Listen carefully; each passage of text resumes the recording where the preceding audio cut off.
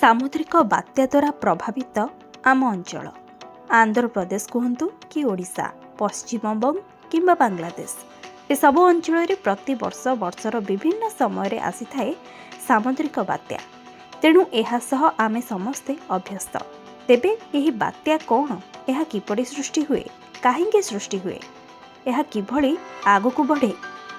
ଆସନ୍ତୁ ଜାଣିବା ଆଜିର ଏହି ସ୍ପେଶାଲ ଭିଡ଼ିଓରୁ। କିନ୍ତୁ ଜାଣିବା ଆଗରୁ ମୋ ଚ୍ୟାନେଲକୁ ପ୍ରଥମେ ସବସ୍କ୍ରାଇବ୍ କରିନିଅନ୍ତୁ। ଆମେ ଓଡ଼ିଶାବାସୀ ବାତ୍ୟା ସହ ବେଶ୍ ପରିଚିତ। ପ୍ରତିବର୍ଷ ଓଡ଼ିଶାକୁ ଗୋଟେ ନା ଦୁଇଟା ବାତ୍ୟା ତ ନିହାତି ଆସେ। ତେବେ ବାତ୍ୟା କ'ଣ? କେମିତି ସୃଷ୍ଟି ହୁଏ ଏହି ବାତ୍ୟା? କିଭଳି ପାଲଟେ ଏତେ ଭୟଙ୍କର? ଏ ବିଷୟରେ ଆଜି ମୁଁ ଆପଣଙ୍କୁ ପୁରା ଡିଟେଲରେ କହିବି।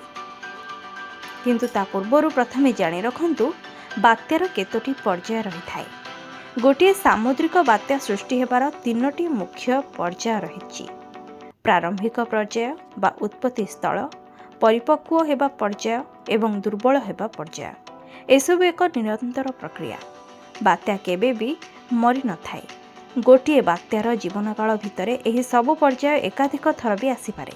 ଏହି ସମୟ ଭିତରେ ବାତ୍ୟା କେତେବେଳେ ସବଳ ହୋଇଯାଏ ତ କେତେବେଳେ ଦୁର୍ବଳ ମଧ୍ୟ ହୋଇଯାଏ। କିନ୍ତୁ ଏହା ଯେତେବେଳେ ସ୍ଥଳଭାଗକୁ ଆସିବା ଆରମ୍ଭ କରେ ସେତେବେଳେ ଏହା ଧୀରେ ଧୀରେ ଦୁର୍ବଳ ହେବା ଆରମ୍ଭ ହୁଏ, ପୁଣି ସମୁଦ୍ରକୁ ଫେରିଯାଏ, ସବଳ ବି ହୋଇପାରେ। ବୈଜ୍ଞାନିକ କାରଣ ଅନୁଯାୟୀ କୌଣସି ବାତ୍ୟା ସୃଷ୍ଟି ହେବା ପାଇଁ କିଛି କାରଣ ରହିଥାଏ। ଏହା ସୁଦୀର୍ଘ, ସ୍ଥିର ଏବଂ ଉତ୍ତପ୍ତ ସାମୁଦ୍ରିକ ଜଳରାଶି ପାଇଁ ହୋଇଥାଏ। ଆଉ ଦୀର୍ଘ ସମୟ ପାଇଁ ଜଳଭାଗର ଉପର ସ୍ତରରେ 26.5 ଡିଗ୍ରୀ ସେଲସିୟସରୁ ଅଧିକ ତାପମାତ୍ରା ଥିଲେ ହୁଏ।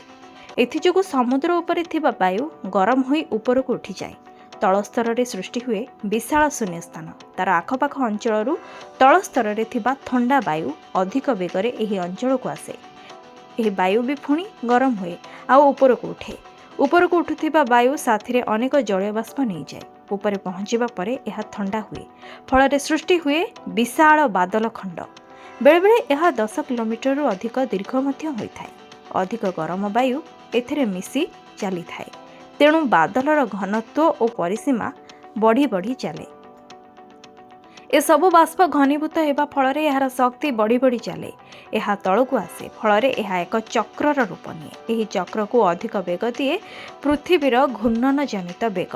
ଏକ ନିର୍ଦ୍ଦିଷ୍ଟ ବିନ୍ଦୁ ଚାରି କଡ଼ରେ ଜୋରରେ ଘୂରିବାକୁ ଆରମ୍ଭ କରେ ଏହି ଗରମ ବାଦଲ ଖଣ୍ଡ। ଏହାର ପରିସୀମା 12ରୁ 15 କିଲୋମିଟର ପର୍ଯ୍ୟନ୍ତ ବଢ଼ିଯାଏ। ଧୀରେ ଧୀରେ କେନ୍ଦ୍ରର ଅଞ୍ଚଳରେ ଚାପ କମୁଥିବାରୁ ଏହା ବଢ଼ି ବଢ଼ି ଚାଲେ। ସୃଷ୍ଟି ହୁଏ ବାତ୍ୟାର ଆଇ ବା ଆଖି। ତେବେ ଏହି ଆଖି ଭିତରେ ବାୟୁ ଉପରକୁ ଉଠେ, ପୁଣି ଥଣ୍ଡା ହୁଏ। ବାତ୍ୟାର ଆଇ ବା କେନ୍ଦ୍ରରେ ଚାପ ସବୁଠୁ କମ୍ ଥାଏ ଏବଂ ଧୀରେ ଧୀରେ ଏହା ବାହାର ଆଡ଼କୁ ବଢ଼ି ବଢ଼ି ଚାଲେ। ଦକ୍ଷିଣ ଗୋଲାର୍ଦ୍ଧରେ ବାମରୁ ଡାହାଣକୁ ଓ ଉତ୍ତର ଗୋଲାର୍ଦ୍ଧରେ ଡାହାଣରୁ ବାମକୁ ଘୂରିଥାଏ ଏହି ବାୟୁ ଚକ୍ର। ତେବେ ପୃଥିବୀ ପୃଷ୍ଠରେ ତାପମାତ୍ରା ଜନିତ ଅସମାନତା କାରଣରୁ ବାୟୁ ଚାପରେ ତାରତମ୍ୟ ସୃଷ୍ଟି ହୋଇଥାଏ, ଯାହା ବାତ୍ୟା ସୃଷ୍ଟି ହେବାର ମୂଳ କାରଣ। ଏଥିରେ ଉଚ୍ଚ ଚାପ ବିଶିଷ୍ଟ ଚତୁଃପାର୍ଶ୍ୱ ଅଞ୍ଚଳରୁ ନିମ୍ନ ଚାପ ବିଶିଷ୍ଟ କେନ୍ଦ୍ରାଞ୍ଚଳକୁ ପ୍ରବଳ ବେଗରେ ପବନ ବହେ। ପବନର ବେଗ ଅନୁଯାୟୀ ଏହାର ପ୍ରକାରଭେଦ ମଧ୍ୟ କରାଯାଏ। ବାତ୍ୟା ଅଥବା ମହାବାତ୍ୟା ପାଇଁ ଅନ୍ୟାନ୍ୟ ଦେଶଗୁଡ଼ିକରେ ସାଇକ୍ଲୋନ୍, ଟାଇଫୁନ୍, ହରିକେନ୍ ଭଳି ଶବ୍ଦ ବ୍ୟବହାର କରାଯାଇଥାଏ। ତେବେ ଏସବୁ ଶବ୍ଦର ଅର୍ଥ ଅଳ୍ପ ବହୁତେ ସମାନ। କେବଳ ଆଞ୍ଚଳିକ ଓ ଭୌଗୋଳିକ ତଥା ଦାନା ବାନ୍ଧୁଥିବା ମହାସାଗରର ପ୍ରଭେଦକୁ ନେଇ ଏଗୁଡ଼ିକର ନାମକୁ ଭିନ୍ନ ଭିନ୍ନ ରଖାଯାଇଥାଏ।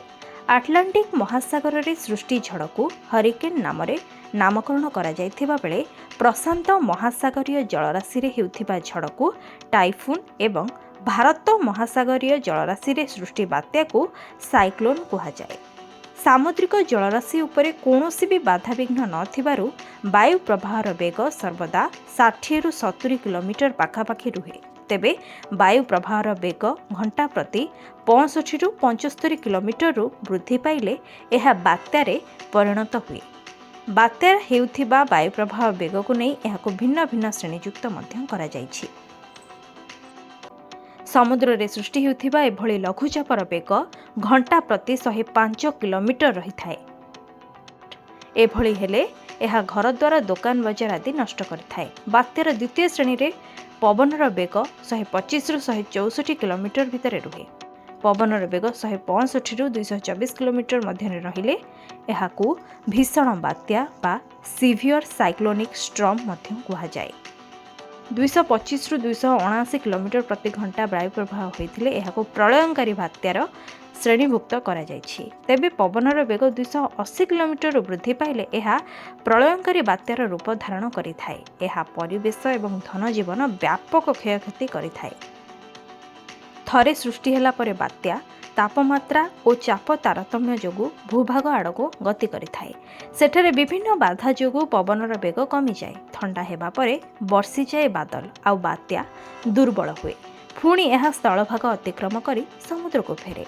पृथ्वीर घूर्णन जोगु यह एक निर्दिष्ट पथरे घूरी बुले। पुणी समुद्ररू शक्ति संग्रह करी यह शक्तिशाली हुए। एपरि निरंतर प्रक्रिया चली थाए। तेबे आजिर एही बात्यार इनफॉरमेशन टी आपनको किभଳି लागिला मते कमेंट रे निहाती जणाइबे। जदि आपण एभଳି इनफॉर्मेटिव वीडियो देखिबाकू चाहुछन्ती ताहले मते कमेंट रे निहाती जणाइबे। वीडियोटी भल लागिथिले एहाकू निज फैमिली एवं फ्रेंड मानक सह शेयर करंतु। एभଳି अनेक नॉलेजेबल वीडियो देखिबाकू चाहुथिले आज ही मो चैनल सह जोड़ी होंते एवं मो चैनल को सब्सक्राइब करंतु।